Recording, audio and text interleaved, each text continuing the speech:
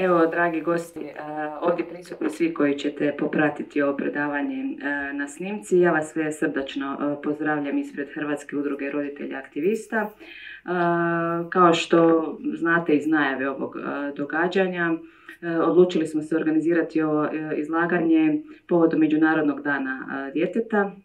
I ove godine progovoriti o nekim pristupima, odnosno korisnim informacijama, nadam se, za djecu koja imaju dijagnozu poremećaja iz spektra autizma. Zašto ova tema? Naime, prema zadnjem izvještaju Centra za sprječavanje i suzbijanje bolesti u SAD-u, bilježi se nažalost stalan porast prevalencije ovog poremećaja koja sada iznosi čak 18,5 na 1000, ili kao što autori navode da je svako 54. dijete u Americi ima neke simptome iz autističnog spektra. U Hrvatskoj se podaci o osobama s dijagnozom autizma prate u okviru Hrvatskog registra o osobama s invaliditetom, u kojemu je zabilježeno 2508 slučajeva samo s dijagnozom autizma, pri čemu je u skladu s gore navedenom procjenom prevalencije moguće očekivati i do 13.000 osoba s autističnim spektrom. Poremećaj spektra autizma je vrlo složen neurorazvojni poremećaj koji zahvaća sve aspekte dječje ličnosti, dakle komunikaciju, motoriku, ponašanje i učenje. U osnovi svih teškoća osoba s poremećajem autističnog spektra su unutarnje kočnice koje stoje na putu uspostavljanja socijalne interakcije, verbalne ili neverbalne komunikacije, mogućnosti imaginacije te senzorne integracije. Nažalost, sada u Hrvatskoj nema organizirane dijagnostičke službe za autizam, te su roditelji i djeca često puta osuđeni na lutanje. Budućnost djece s autizmom ovisi o ranom otkrivanju i pravovremenom uključivanju u odgovarajući tretman usluga u zajednici.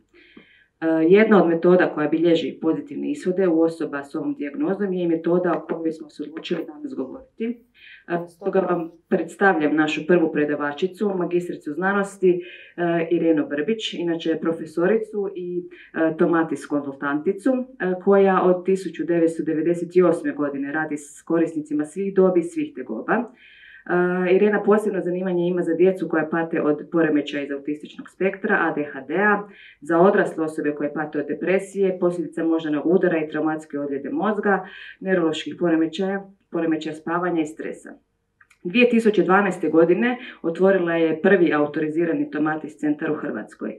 Magistrirala je inače integrativnu zdravstvenu skrb u Engleskoj. Trenutno je doktorantica interdisciplinarnog studija jezika i kognitivne neuroznanosti na Sveučilištu u Zagrebu. Članica je Europskog društva za integrativnu medicinu i Irena će nam prenijeti svoja znanja i iskustva u radu s tomatis metodom. Pa evo, Irena, izvoli. Ovdje piše da sam magistar edukacije, to znači zapravo po starome da sam profesor.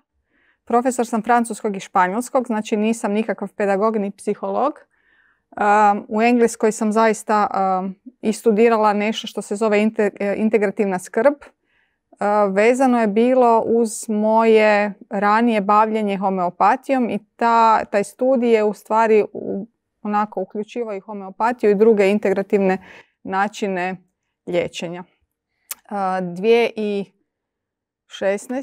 sam upisala jedan postdiplomski u Zagrebu, doktorantski, koji se bavi kognitivnom znanosti iz aspekta ne medicinskog, nego profesora jezika, znači jezici su u centru, jer sam htjela nadograditi svoje poznavanje i tomatisa koje zapravo je dosta kognitivno i dosta uključuje neuroznanost koja se jako brzo širi zadnjih 10-15 godina. Tako da je ovo jedna moja priča koja je i osobna priča zato što je svaka od tih mojih, ajmo reći, akademskih pokreta ili akademskih koraka uvjetovana nekom privatnom pričom. Ja? Znači, homeopatija je od 95. s obzirom da je moja majka bila dijagnosticirana kao onkološki pacijent koji nije imao nikakvih, pa ja bih rekla nema više perspektive nego smrt kad se dijagnosticira i nisam se htjela s time pomiriti, tako da sam počela sa homeopatijom nakon što sam završila svoj faks. Nisam se nikada bavila profesurom, Znači, francuski i španjolski su ostali kao nešto što je meni bilo dobro zbog korištenja drugih metoda i ti jezici su dan danas u mojoj uporabi upravo na taj način. Zapravo sam krenula odmah prema zdravlju i nekako sam počela promišljati o nekim drugim načinima kako sebi pomoći ili drugima koji me okružuju. Te kasnije sam počela profesionalno i raditi u svom centru. Dakle, 2010. sam osnovala svoje poduzeće koje je bilo ispočetka primarno za homeopatiju, a onda se nakon toga i nadogradilo sa Tomatis metodom 2012. Susrela sam se 2008. Prvi puta. Razlog za Tomatis je bio moj sin. Na kraju krajeva, zato što je dijete bilo onako visoko inteligentno, ali jako slabo razumljivo za druge. Dakle, jako brzo je pričao i jako puno mašte je imao.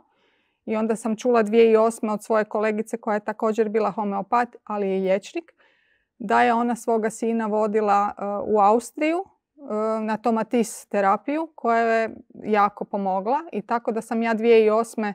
čula prvi put za tu metodu, a 2012. u siječnju sam išla u Francusku na edukaciju i tako sam započela u stvari put koji, eto, nisam se skinula sa njega do danas, čak što više.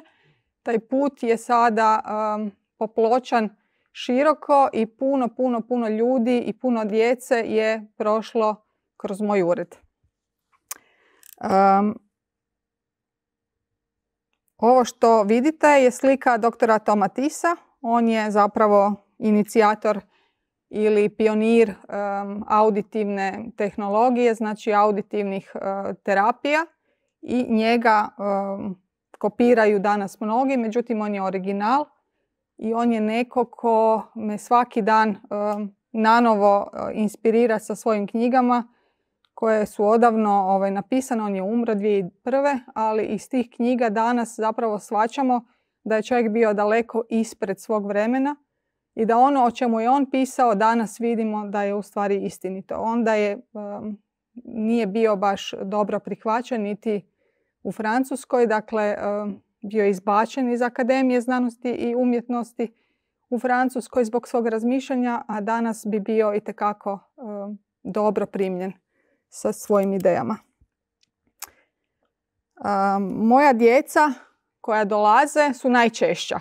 Dakle, mala dječica od 4 godine pa do 7 su možda najveća skupina, ali imam i zapravo školsku djecu, imam i odrasle osobe, imam i starije osobe koje su već na kraju svog puta, međutim i dalje imaju neke probleme koje možemo promijeniti Tomatis metodom, tako da se obraćaju i ljudi koji su umirovljenici bez nekakvih patologija. Kada sam magistrirala, onda sam magistrirala zapravo s onim čim se bavim najviše, a to je Tomatis i autistična djeca. Dakle, bez obzira što je na neki način homeopatija bila u centru mog interesa, u centru zapravo je najviše i bilo te djece u autističnom spektru koji ja do 2010. nisam baš znala da ih ima puno, međutim 2010. je počela za mene otkriće, zapravo galopirajuće. Svake godine je bilo sve više i više djece.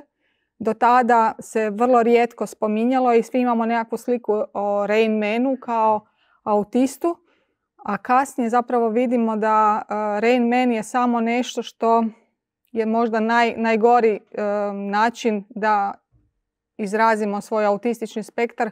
Na sreću, Rain Mana nema puno. Dakle, ja ono što vidim danas su puno djece u autističnom spektru, ali ne tako ozbiljna kao što su bila u dobi kada se krenulo zapravo dijagnosticirati 70-ih prošlog stoljeća. Ovdje ne znam da li ste svi roditelji, ali znam da roditelji vrlo često zapravo budu u situaciji da ne znaju kud krenuti, ne znaju uopće što se događa sa njihovom djecom, dugo izgube, puno vremena izgube, a da se zapravo dijagnoza postavi. I na kraju krajeva dijagnozu i ne trebamo. Trebamo znati što se zapravo sa djetetom događa i to su simptomi djeteta. Svako dijete ima svoje neke simptome.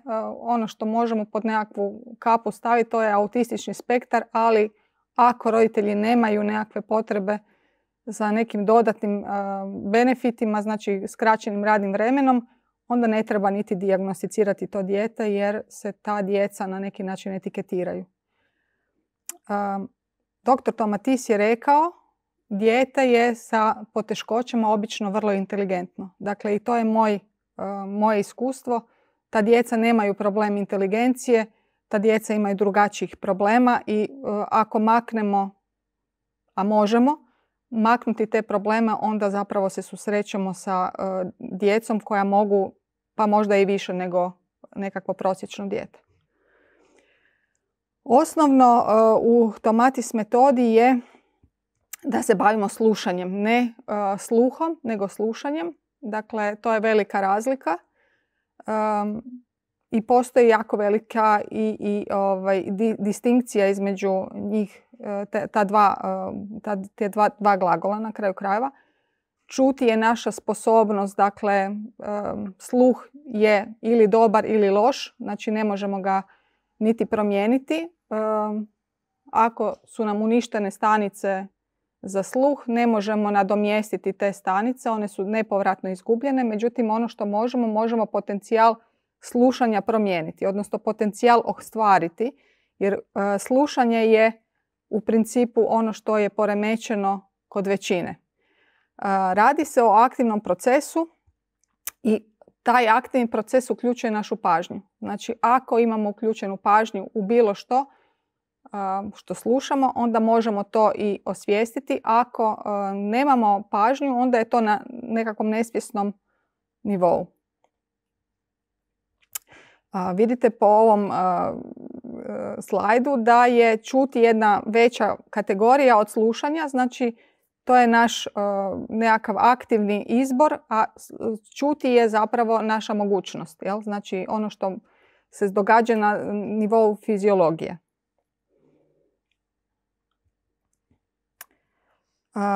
Slušanje uključuje i naše emocije i naše cijelo tijelo. To je ono što je jako zapravo bitno, da uključimo sebe, a ako slušamo, onda uključujemo sebe i svo svoje biće. Od sluha, sluh možemo mjeriti da smo u nekakvom stanju spavanja i u stanju nesvijesti, jel? Znači to se sve može kao funkcija koja uključuje našu fiziologiju. Buka je nešto što djeci danas, a i nama odraslima smeta, ali djeci pogotovo zato što su škole mjesta gdje imamo veliku koncentraciju buke i ta djeca imaju zapravo veliki problem fokusiranja na one važne informacije. Naravno da se možemo isključiti i to vrlo često radimo, to je obrambeni sustav. Znači kad nam netko ili nešto postane dosadno ili zamorno, onda se isključujemo. Znači ne slušamo. Možemo čuti, ali ne slušamo. Jel? Znači to su obično kod nas roditelja, jer volimo jako puno davati savjete svojoj djeci i onda se one lijepo isključe i ne slušaju nas. Tako da je jako, jako bitno da ta djeca, odnosno pričamo danas o autističnoj djeci, da djeca zapravo imaju sposobnost i slušanja. Ono što sam rekla, odlutamo mislima. Ja sam recimo to često radila u školi, gledala sam kroz prozor kad mi je god bilo naporno u školi ili ne znam predosadno, onda sam znala gledati kroz prozor i kad vas pita nekakav učitelj ili profesor šta sam rekao, pa sigurno nemate pojma, jel? Znači zato što ste obrambeno koristili svoje slušanje, znači svoje aktivno stanje, ste usmjerili u nekom drugom smjeru. Jel? Znači to se zapravo vrlo često događa i mi to zovemo da su ta djeca izgubljena u prijevodu. Jel? Ono što se vrlo često zadnje vrijeme dijagnosticira je poremećaj slušnog procesiranja. Mi zapravo ne znamo o čem se radi. Znamo da normalno uho funkcionira, da zvuk dolazi do uha i da se zapravo transferira u mozak, ali mozak ne percipira informacije koje smo čuli. Dakle, mi to zovemo poremećaj slušnog procesiranja i ono što kažu jedni autori da zapravo to procesiranje se poboljšava kroz godine kako prolazi, kad smo odrasli ljudi da puno bolje auditivno procesiramo. Međutim, drugi kažu da je u stvari i mogućnost poremećaja slušnog procesiranja do kraja života. Znači ono što je moje iskustvo zapravo je da imamo često i odrasli taj poremećaj. Naravno da je takva nekakva situacija u kojoj ne slušamo jako bitna za naše učenje i za naše ponašanje. I sa autizmom. Dakle, smatra se da nije direktno uzrokom autizma, ali je u svakom slučaju prisutan kod spektra i to u 9 do 53%. Znači, to je veliki iznos i ako gledamo da možda ta djeca koja imaju poremećaj iz autističnog spektra imaju i poremećaj slušnog procesiranja, a mi to ne znamo, mi to zapravo sve gledamo pod autizmom, onda zapravo i ne znamo što se događa sa tom djecom, jer je i disleksija nešto što ima poremećaj slušnog procesiranja i ADHD. Dakle, izvor je jedan autor koji je 2006. napisao svoje istraživanje i on se zove Keller. Žao mi je što ne možete to vidjeti, ali idemo dalje. Uho je jedan organ koji je važan i za sluh i za slušanje, ali ono što je Tomatis rekao da je uho zapravo organ koji dinamizira mozak. Znači mozak ima svoju sposobnost da dobije energiju samo preko uha. Dakle, osobe koje ne čuju imaju vjerojatnost veću i da su umornije i da su depresivnije. I to nam opet istraživanja potvrđuju, što znači da ako imamo zdravo uho, onda imamo i mozak koji zapravo ima energiju. Jel? Znači, ako nemamo uho koje čuje, onda nemamo ono što je zapravo najznačajnije, a to je dinamo, pokretač uha. Ja ne znam više, malo me sad smeta u stvari što vi ne vidite, pa ću se ja izignorirat ću onu svoju prezentaciju. Mi slušamo i čujemo na kraju krajeva kroz zrak, znači ušima, i kroz kosti. Ne znam da li se sjećate, prije nekoliko vremena, sad godinu, dvije, je bio jedan bend koji je nastupao na Voice Hrvatska, tako nešto, i oni su svi bili gluhi. Dakle, oni su svirali, ne znam da li imate to sjećanje. Dakle, kako su ti ljudi mogli producirati zvuk koji ne čuju? Jel? Znači, itekako čuju jer mi imamo koštanu vodljivost, znači vibracija ide kroz kosti i mi možemo čuti. Jer misliti da čujemo samo kroz uši je krivo. Znači, sam Guberina koji je osnovao Suvag se bavio, naravno ljudima, u Suvagu se bavio ljudima koji ne čuju.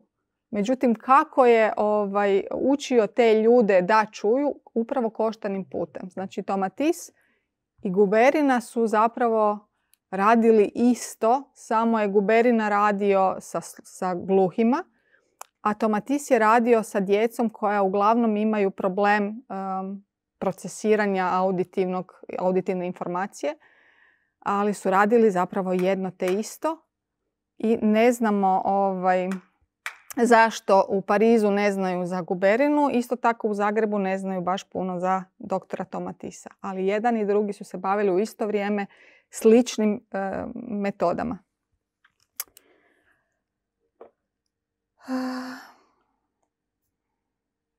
Nemamo slike, dobro. Ono što je značajno, kako je dr. Tomatis došao do nekih informacija, je zapravo shvatio. Njegov početak je u stvari vezan uz kolege njegovog oca, to su operni pjevači. S obzirom da su se oni žalili da ne mogu producirati više onako lijepe glasove kao što su imali, da imaju problema sa pjevanjem, on je shvatio da su oni uništili svojim glasom svoje uši, znači svoj sluh, i na taj način njihova reprodukcija glasa je bila loša. Dakle, oni nisu imali vibracije koje su izgubili niti u glasu. Znači, ono što imamo u uhu, to imamo i u glasu. I ako revitaliziramo uho ili potencijal uha popravimo, onda se istovremeno mijenja i kvaliteta glasa. Znači, to je ono što zapravo jako često nismo s toga svjesni. Dakle, i pjevači dosta puno gube sluh i onda gube i kvalitetu glasa. Hvala. Možda neće. A šta ćemo? Ništa. Sad sva ova prezentacija.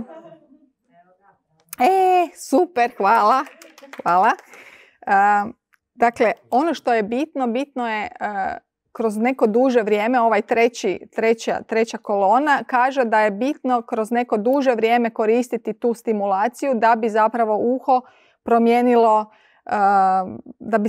da bi uho dobilo više vibracije, da bi glas onda bio bogatiji. Jel? Znači moramo raditi na nekom dužem periodu kako bi se onda zapravo bavili neuroplasticitetom, a to je onda sposobnost mozga da se mijenja i mijenja se zapravo svaki dan. Mijenja se do kraja našeg života. Mi to zovemo i Tomatis zakoni jer je on to i ustanovio.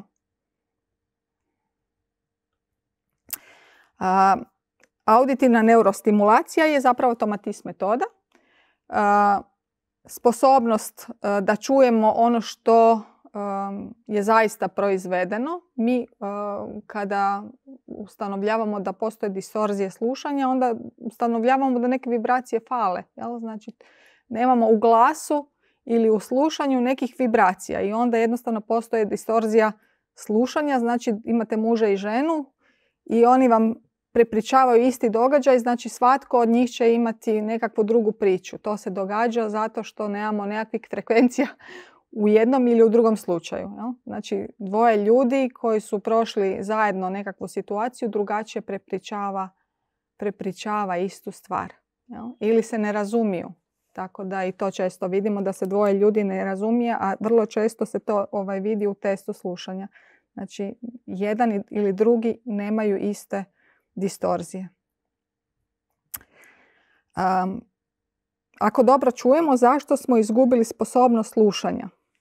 Dakle, da, moguće je da smo dobili udarac u glavu ili da se nešto dogodilo fizički. Međutim, postoji ono što sam vam rekla da kada sam ja gledala kroz prozor, kada sam bila u osnovnoj školi, moguće je da su te situacije bile teške za mene. Dakle, jednostavno trauma, emocionalno stanje vodi ka distorziji. Ne morate imati nekakav gubitak fizički, nego imate nekakav gubitak emocionalni, jel, koji u stvari radi isto. Vi ne možete čuti, odnosno slušati kako treba. Dr. Jose Antonio Signo je rekao da mi nismo prilagođeni stresu koji vlada u ovom stoljeću i zaista čovjek ni ne zna koliko je bio u pravu. Jer mislim da je danas stres svih nas puno veći. Naši glasovi su puno višlji zbog stresa. Naše disanje je potpuno drugačije nego što bi trebalo biti. I tek ćemo vidjeti koje su zapravo posljedice ovog svega. Međutim, vratit ćemo se na Tomatis metodu. Znači, kako mi ustanovljavamo to distorziju što sam vam rekla. imamo test slušanja. Znači test slušanja ili TLTS je ono što ako možemo koristiti, naravno ne možemo uvijek i ne možemo kod djece koje su ispod 7 godina, jer oni jednostavno ne razumiju što želimo od njih. Ali ako imamo dijete iznad 7 godina ili odraslu osobu, onda možemo preko tog testa ustanoviti što se događa s djetetom. Ono što ćete sada vidjeti je jedan crtež kako zapravo taj test izgleda. Ovaj test je na desnom uhu. Imate plavu i crvenu krivulju i ona prolazi zapravo kroz taj cijeli test i mi onda uspoređujemo jednu i drugu krivulju i zapravo na taj način i ove crvene crte, znači to su greške koje smo napravili. Umjesto da smo rekli da čujemo zvuk na desnoj, gdje smo ga pustili, mi smo čuli, krivo pokazujem, ali dobro razumijete, mi smo ga čuli na lijevoj strani. Jel? Znači taj test zapravo meni puno toga govori, jer ovo sad sam samo slikala desno uho, ali imate i lijevo uho i onda se gleda desno i lijevo uho, jer mozak mora biti jednako stimuliran. Znači morate imati zapravo dvije linije, odnosno dva testa i na lijevom i na desnom jednake, a to je vrlo rijetko da se vidi. Znači da vidimo samo da se u stvari te dvije hemisfere nisu koordinirale. Ono što je zapravo važno je da Tomatis metoda nije samo slušanje glazbe, znači nije pasivno, što zapravo ljudi povezuju, nego da se radi i o aktivnoj fazi. A pasivna faza znači se radi doma. Znači slušate, dobijete uređaj i slušate doma ovisno o vašem kronološkoj dobi, ovisi o vašoj neurološkoj dobi. I što imate više problema, to je tih ciklusa zapravo od 2 tjedna više. Jel? Znači imamo i pauze koje trebaju svakako biti između ciklusa. E sad, ako se sjećate dobro našeg testa slušanja, mi imamo zapravo 3 bloka niskih, srednjih i visokih frekvencija koje zapravo povezujemo onda sa određenim problemima. Dakle, niske frekvencije su vezane uz naše tijelo, to je vestibularni sustav. I ako postoji nekakav problem, onda znamo da je poremećaj i na motoričkom nivou. Međutim, najčešće se nalazi na srednjem dijelu koji se tiče komunikacije. I tu zapravo kod djece u spektru vidimo da je problem i socijalizacije i problem komunikacije i tu vidite velike distorzije. Naravno, visoke frekvencije također pokazuju problem kada imamo problem pažnje ili problem fokusa, onda će se zapravo vidjeti da je distorzija isto tako prisutna na visokim frekvencijama. Ono što sam htjela vam reći, što se tiče, danas smo jako tehnološko društvo i sam dr. Tomatis je imao cijele sobe vezane uz filtere, uz aparate, uz magnetske trake. Mi imamo zapravo danas jedan mali uređajčić, zato se to događa doma, slušate doma, jer ga možete praktično koristiti bilo gdje. Možete ga koristiti i zapravo u šetnji, ne morate čak niti doma biti. Tako da se radi o jednom malom uređaju i on je vezan uz naše slušanje, znači pasivnu stimulaciju. On se zove danas TOX Up, a imamo i aktivnu fazu. Znači aktivna faza je korištenje forebrainom, znači koje će vam pokazati kasnije Jurica Popović. I on zapravo zvuči slično, znači filtracija glasa samo našeg glasa, a nije filtracija glazbe koju slušamo. Znači to je jako dobar i koristan uređaj. Ja ga nemam tu da ga pokažem, ali ga Jurica ima, tako da ćete ga moći vidjeti. Primjena samog Tomatisa je za akademske vještine. Dakle, ako želimo nešto popraviti u svojoj školi, dakle ili student ste ili ste u srednjoj školi i osnovnoj, tako je nebitno. Uvijek možete poboljšati svoju pažnju ili svoje sposobnosti memoriranja. Ako imate nekakve razvojne probleme, znači kao što je autizam, uvijek zapravo kod te djece što ranije krenemo, to je bolje. Znači, zato vam možda dijagnoza treba da shvatite što ranije da se događa nekakav problem koji možete što prije početi rješavati. Jel? Govor i jezik je naravno svima nama problem. Ako nismo profesionalni pjevači, profesionalni voditelji, onda imamo problem i sa govorom i sa jezikom. Jel? To je nešto što, ono što sam rekla, pokazuje poremećaj našeg uha, prvenstveno i vibracija koje čujemo našim ušima. S obzirom da onaj test, ako se sjećate, imate problem i distorziju na nivou niskih frekvencija, to znači da možemo promijeniti i tonus mišića i mišićne sposobnosti, zato što tomatis utječe i na taj dio, znači kontrolu i harmoniju tijela. I također, jako važno, reguliranje emocija. Dakle, ovdje je sve super kad imamo jedno dijete koje je harmonično što se tiče izražavanja svoje emocije. Međutim, u autističnom spektru imamo jako velikih problema sa emocijama. Ta djeca su vrlo osjetljiva na zvukove, na svjetlost, na podržaje koje dolaze iz vanjskog svijeta i onda emocionalno jako reagiraju neregulirano. I ako želite, nekakav optimalan razvoj, znači recimo da ste menadžeri, da imate veliku odgovornost, onda svakako je jedan od načina kako se opustiti, kako poboljšati svoje sposobnosti, kognitivne sposobnosti, memoriranja upravo tomatis metodom. Ovdje sam stavila, ne znam da li imate nekakvo iskustvo već ranije, na tržištu ili u Hrvatskoj je Berar nepoznata metoda, ali sam stavila da možda znate o čemu, koje metode još postoje i kakve metode rade isto ili drugačije što se tiče same stimulacije.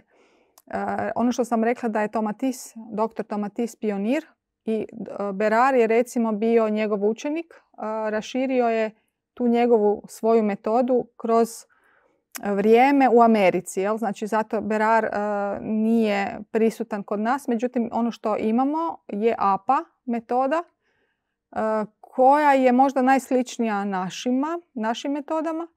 Međutim, protokoli se razlikuju, vrijeme trajanja se razlikuje i ono što je nama značajno da oni ne smiju koristiti ime tomatis, a imate ih sada po Zagrebu 2-3 koji isto tako rade, znači tu metodu koja se zove APA. I Audivko, puno roditelja je dolazilo upravo s iskustvom te metode, međutim ta metoda zaista ima puno manjkavosti i mi je ne smatramo nečim ozbiljnim. Jel? Ako ste radili Audivko, onda ste zaista izgubili puno vremena, jer ono što sam vam rekla, dakle, Audivko nema koštanu vodljivost, mi moramo čuti kostima.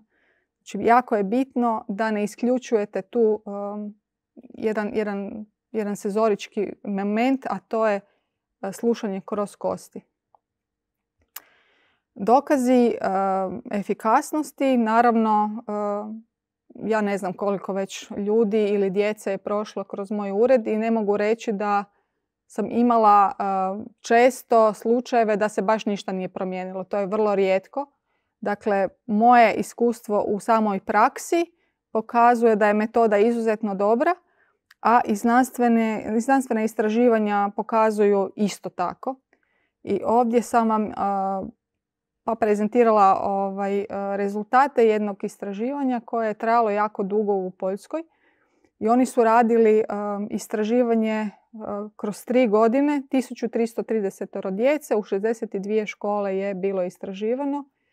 I nakon toga, dakle ne moram vam reći da u Poljskoj skoro svaka škola, a to je financirano od strane države, ne privatno, ima metodu tomatis jer ja ne znam, na svim kongresima kojima sam bila, najviše je Poljaka upravo zbog toga, jer su ustanovili da su benefiti jako veliki i da Tomatis grupa sa posebnim potrebama djece i Tomatis grupa, ova zadnja dva stupića, su zapravo Tomatis grupe. Znači sa posebnim potrebama i djeca koja imaju normalni razvoj su daleko bolje funkcionirala što se tiče komunikacije, emocija, memorije. Tako da oni danas su sigurno najjači na svijetu što se tiče škola i možete tamo bez problema dijete upisati na Tomatis metodu. Ako želite više znati o svim istraživanjima koje se u ovom trenutku događaju ili su se događale prije, možete otići na stranicu. Tako da Tomatis Association, znači tamo zapravo svi mi koji smo konzultanti i praktičari Tomatis metode objavljujemo svoja istraživanja, ali istraživanja koja su prošla kroz, neka su i prošla kroz peer review, znači vrlo ozbiljna istraživanja koja su objavljena u znanstvenim časopisima. Ovdje sam stavila, baš je nedavno mama napisala svjedočanstvo i onda sam stavila zadnje koje zapravo sam dobila. Ne znači da zato što je zadnje da je bolje od drugih. Svjedočanstva su slična. Ono što se događa je da je dijete u jednom trenutku, ovdje je navedeno, nakon cijepljenja počelo gubiti neke sposobnosti. I to je vrlo često, ja to moram reći, da roditelji to primjećuju, da nakon cijepljenja dijete jednostavno dobije nekakve, ja bih rekla, nekakve regresije i da ono što je inače znalo prije, da više ne zna. Jel? Znači, ili izgubi kontakt očima, ili prestane pričati, ili se ne zna više socijalizirati sa drugom djecom. Tako da je ovaj slučaj zapravo jedan prikaz onoga što često vidim. Jel? Znači, znakovi autizma, gubitak kontakta očima, samo u svom svijetu je mama napisala. Mjerenje valova mozga su pokazala usporenost. Dakle, radi se o mami iz Slovenije. To kod nas, ja ne znam da li netko radi, odnosno da li se uopće, da li je raširena praksa da se radi kvantitativni EEG i da se zapravo prate valovi mozga. Ona je to napravila odmah, jer u Sloveniji to rade.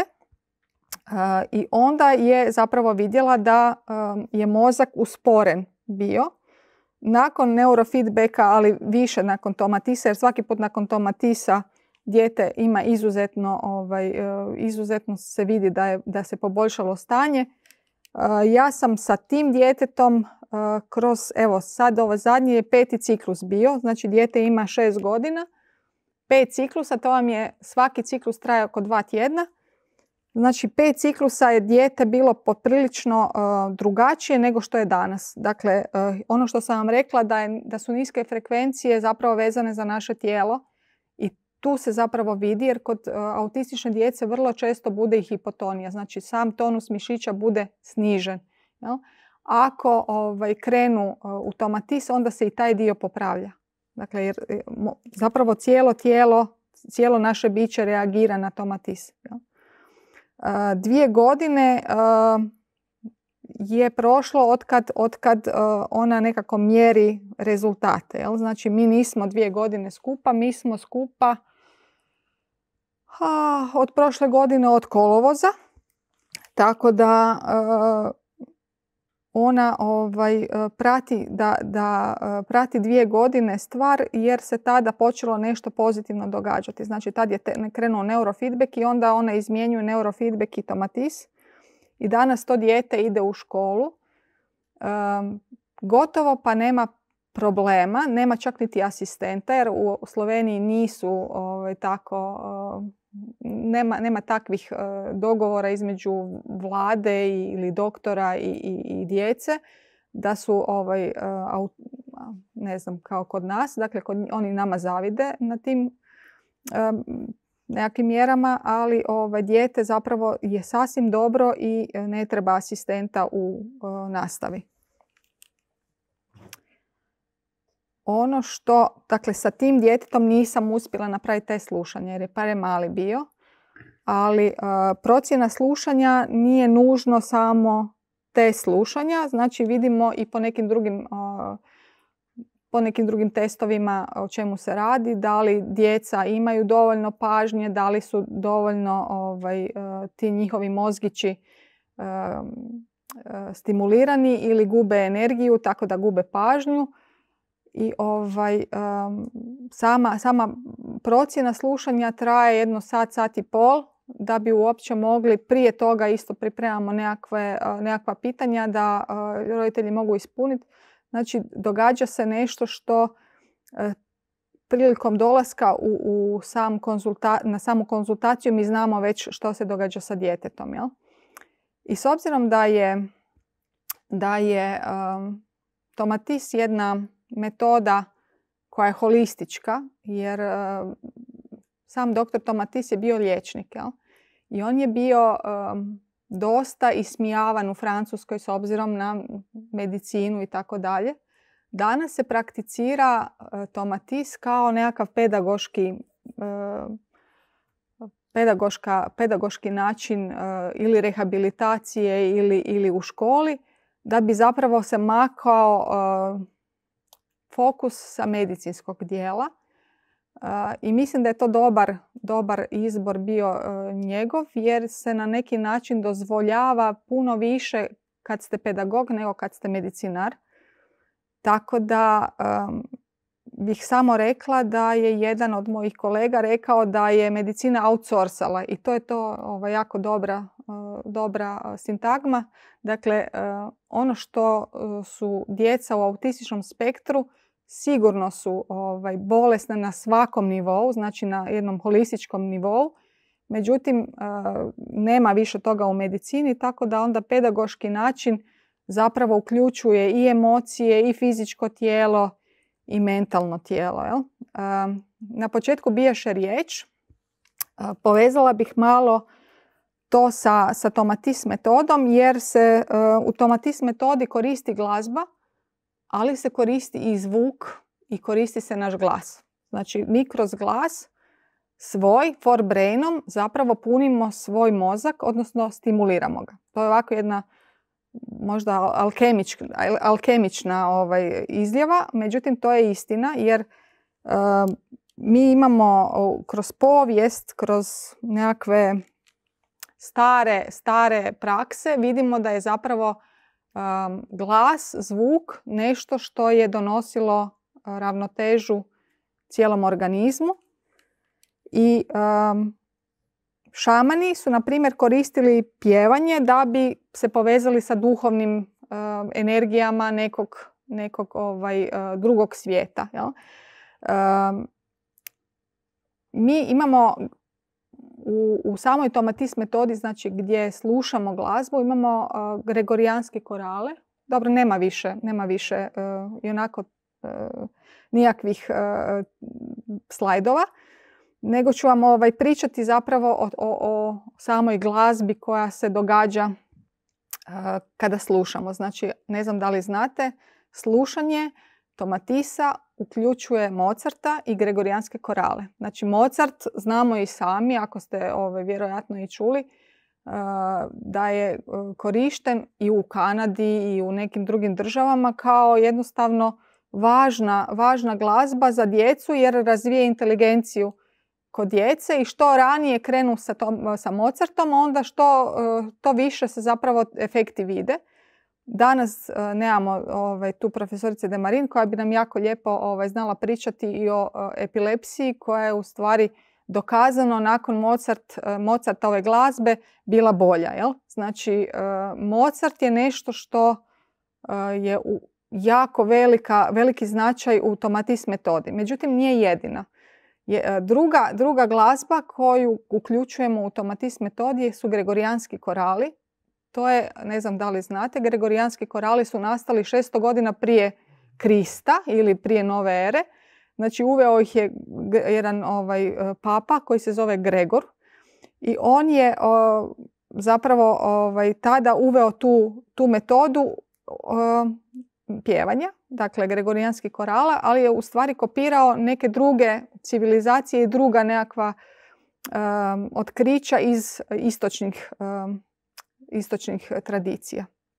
Što zapravo nama se događa sa pjevanjem gregorijanskih korala? Naš otkucaj srca se smanjuju, naše disanje se sinkronizira, naše misli se umiruju. Dakle, jednostavno je gregorijanski korali su nešto što je meditativna glazba. Znači, svaka tradicija religiozna ima nekakvu svoju priču vezano za chanting ili za pjevanje ili za, mislim, znamo i da u budizmu i u hinduizmu koriste to, znamo da koriste i u islamu. Dakle, chanting je nešto što je potrebno da bi se mi mogli smiriti. Znači, da bi mogli smiriti naša tijela i da bi mogli smiriti naš um.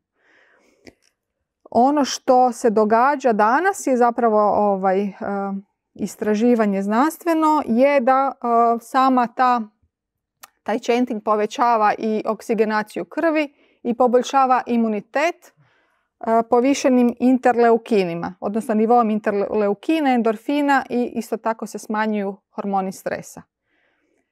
Ne znam da li znate cijelu priču kako je Tomatis shvatio da su gregorijanci jako važni. Dakle, bilo je jedno cijeli samostan benediktinaca koji su počeli odjedanput imati depresiju i svašta nešto i razni doktori su bili pozvani u pomoć, međutim nitko nije ništa ustanovio dok nije došao on i onda je pitao što se zapravo dogodilo kod benediktinaca. Oni su rekli da su zapravo pjevali cijelo vrijeme, znači taj chanting, odnosno gregorijanske korale. Po 3 puta dnevno po 2 sata su pjevali i onda je to jedan Papa Pio, ukinuo dekretom, rekao je nema smisla da više pjevate. To je nekakva stara, nazadna filozofija. I on je u stvari, kada je vidio da su jako umorni i da su depresivni, vratio im je ponovno to pjevanje koje je u stvari vratilo i balans.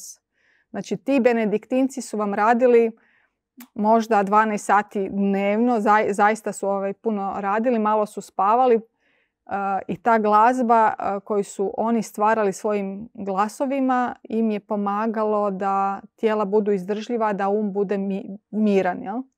I kada je vraćeno pjevanje, onda je i zapravo dr. Tomatis uveo gregorijanske korale u terapiju.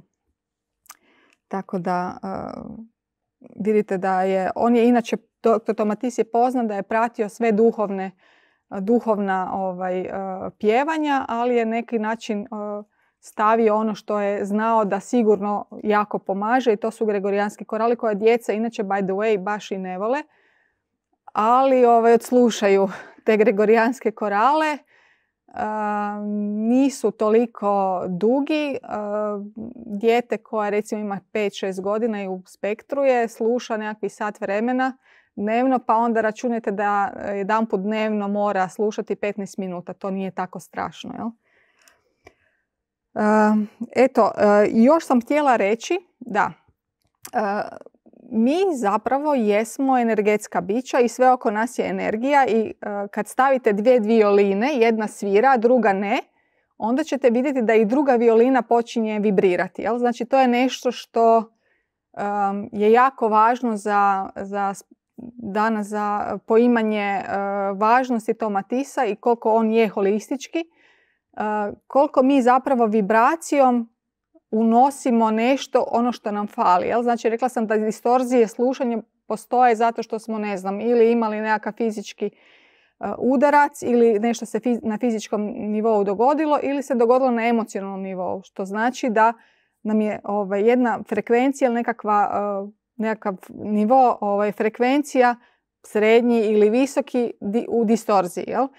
Znači, nešto se događa i kad vi stavite glazbu kao što je Mozart, onda se to vraća u balans. Dakle, ništa drugo se ne događa nego se 2 frekvencije zapravo rezonantne ili 2 frekvencije našeg tijela i Tomatis metode se zapravo stavljaju u nekakvu sinkronicitet ili koordinaciju i onda se događaju izlječenja, ajmo reći da su izlječenja, kažem da je to pedagoška metoda, pa onda nema izlječenja, ali se popravljaju bitno stanja koja nazivamo ili disleksijom ili ADHD-om ili spektrom, autističnim spektrom. Jel? Što se danas događa? Recimo imate vinograd u Italiji koji sluša na Bose zvučnicima Mozartovu glazbu. I to je ekološki, dakle nemate nikakvih kemikalija koje se koriste u tom vinogradu. Vinograd je zdrav. Znači vinograd daje fino grožđe koje nije uništeno sa nekakvim bolestima. S druge strane imate u Argentini isto tako čovjek koji pušta Mozarta u svom vinskom podrumu. Jel? Znači njegovo vino sluša Mozarta. Dakle, pretpostavimo da ako djeluje na vino, onda možete si misliti kako djeluje na ljudski mozak. Jel? Znači, Mozart je u svakom slučaju, ako možete, slušajte. On obiluje sa jako puno harmonika i sa puno frekvencija. On je nekakva hrana za dušu. Jel? Tako da, ako ništa drugo, ako ne možete Tomatis ili ne želite ili imate nekakve druge mogućnosti, Mozarta treba slušati u bilo kojem trenutku, pa makar i kad se vozite u autu. Jel? Znači, ja kad stavim Mozarta, ja sam fakat energizirana. On daje energiju. Znači, glazba koja ima puno visokih frekvencija daje energiju, glazba koja ima puno niskih frekvencija oduzima energiju. Jel?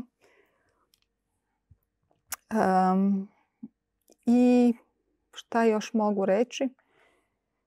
Pa ne znam.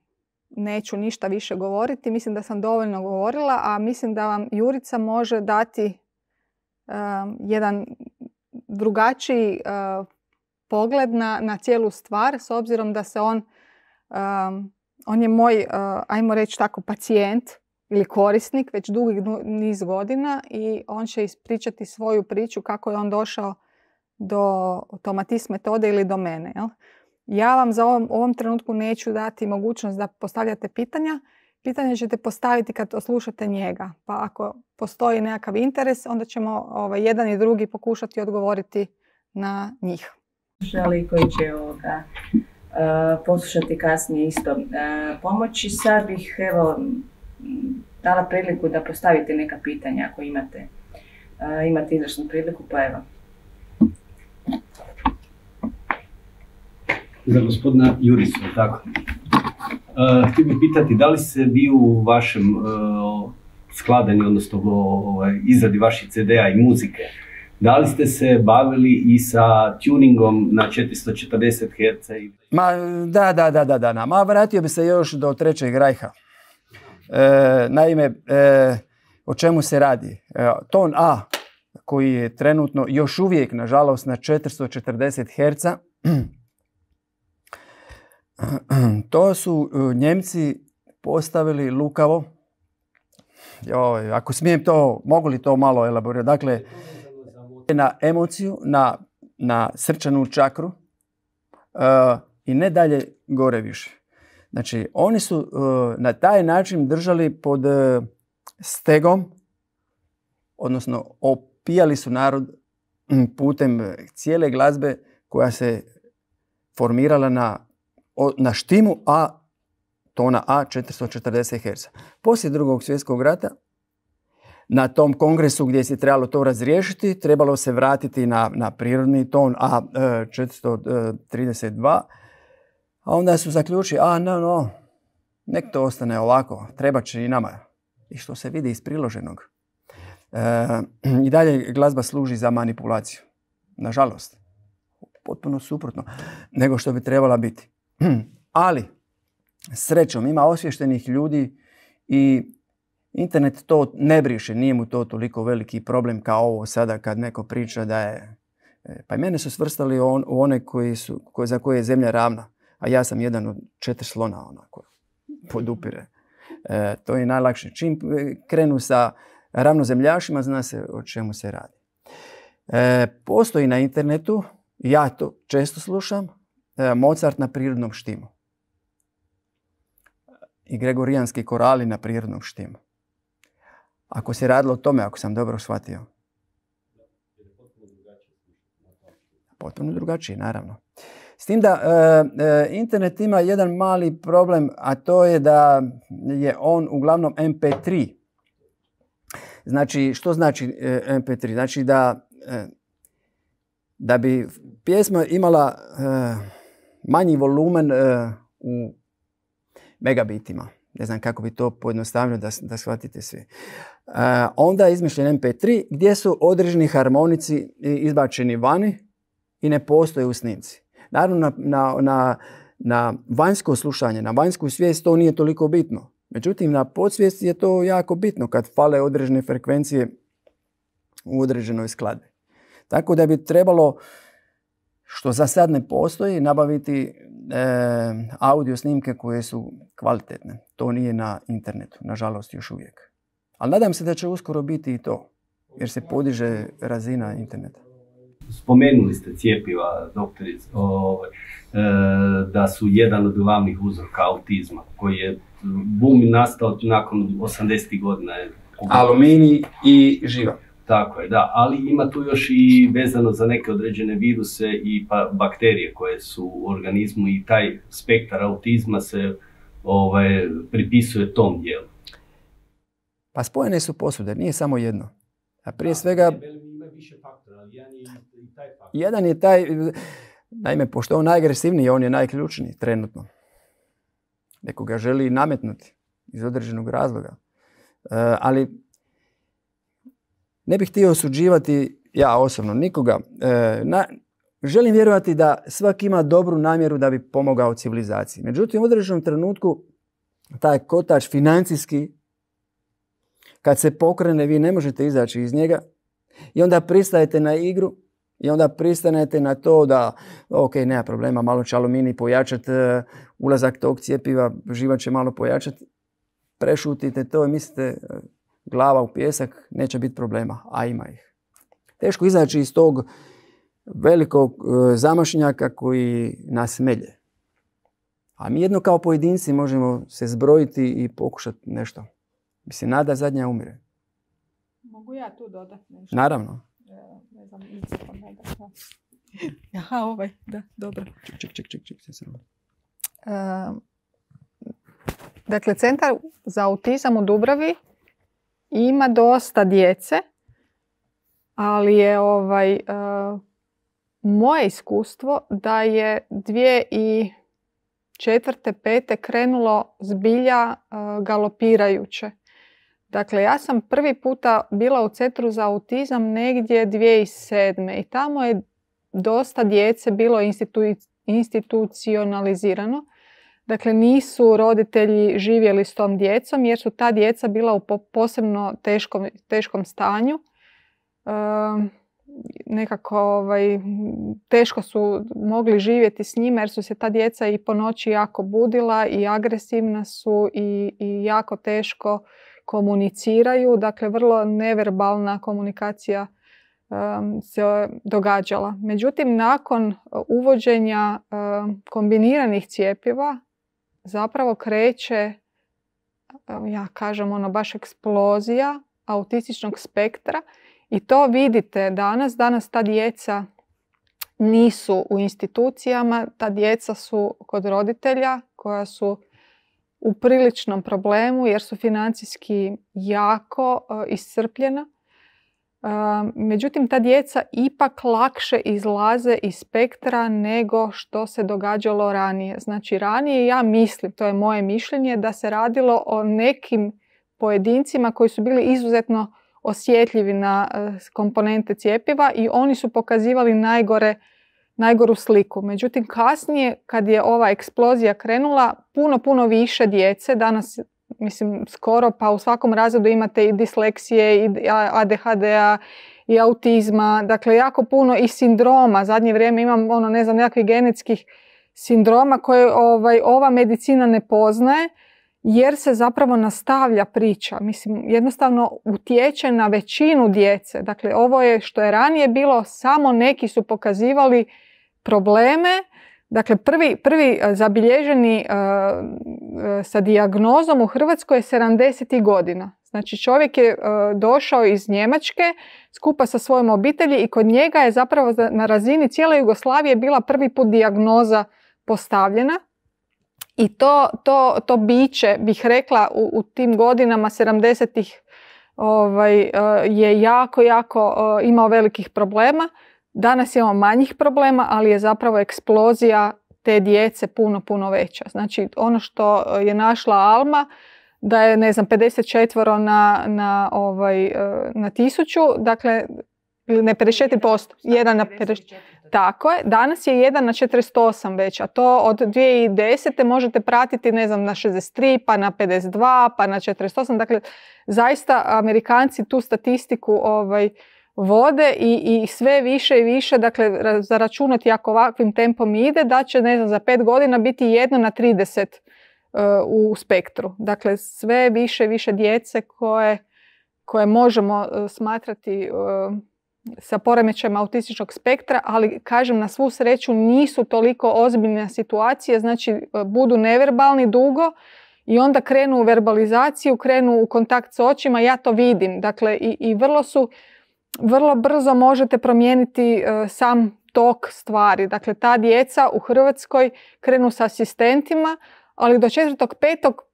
ja evo, djecu koju tako dugo pratim od nekakve 4., 5. godine pa do 5. razreda, ne možete reći da su bili nekad u spektru. Dakle, zaista idu jako brzo. Samo morate naći načina da ih stimulirate na pravi način. Mislim, znači ne izgubiti vrijeme u ovom sustavu, nego ići izvan okvira u neke metode, načine koje će zapravo toj djeci brže pomoći nego klasična logopedska terapija. Ja sam se sad sjetila jedno pitanje. Koja dob je najranija dob kada mogu krenuti sa metodom? Ranije, dakle, je bilo da smo čekali da se fontanele zatvore, a to je bilo 2,5 godine, znači ne možete prije raditi sa djetetom. Ako imate koštanu vodljivost, znači to su slušalice koje idu preko glave, ako je fontanela otvorena, vi nemate kost, imate nekakvu hrskavicu koja još zapravo ima mogućnost, dakle, da pogledate u mozak. Međutim, sada je tehnologija toliko otišla naprijed, prije godinu dana, baš sam rekla i Jurici, radimo samo na koštanoj vodljivosti. Dakle, ako imate bebu koju ste, mislim, danas to vidimo kod djece koje imaju Down, jer vi znate odmah da kad se dijete rodi da ima problem, jel? I onda ta djeca zapravo najranije startaju čim se rode i mi vidimo puno beneficija od tog ranog djelovanja. Znači, to je ta rana intervencija koju spominju svi stručnjaci, da treba što prije početi i da onda imamo najbolje rezultate. Dakle, možete raditi to od prvog dana po porodu. Ono što nisam spomenula, a napisala sam, podsjetila me jedna korisnica ovdje, dakle, i trudnice mogu imati jako puno benefita od Tomatis metode, ne kao bebe. Dakle, beba ne može čuti ni Mozarta na slušalicu, ali mama može i mama zapravo drugačije doživljava svoje stanje, puno je mirnija, puno je drugačije funkcionira u jednom stresnom, dakle, danas je trudnoća stres, jel, idete i kod ginekologa i na ultrazvuk i iščekujete, razne informacije. Dakle, vi možete djelovati, i u Francuskoj je rađeno istraživanje da su trudnice imale puno kraći porod, da su imale puno manje komplikacija u porodu i tako dalje. Znači, a i sama djeca, to isto treba reći, dakle, su podvrgnuta majčinom glasu koji se filtrira na način da ga čuju bebe onako kako su, odnosno djeca, da ga čuju onako kako su bili kao fetusi. Znači, fetus je čuo koštano, razne preko mamine kičme, razne zvukove, ali je čuo mamin glas koji je bio visokofrekventan. I taj visokofrekventan glas, znači to je šum u stvari, jako dobro utječe na naš razvoj, pogotovo komunikaciju i socijalizaciju. A koristite li uz tomatis metodu još nešto za takvu djecu ili je to... Pa ja sam homeopati, dakle ja kombiniram jedno i drugo i meni je super jer kad mi tomatis digne, recimo, jel? Znači dogodi se da u drugom ciklusu dijete pokaže neke strahove ili neku agresivnost i onda se roditelji jako zabrinu i kažu Isuse pa nije imao to već 3-4 godine. U stvari tomatis digne potisnute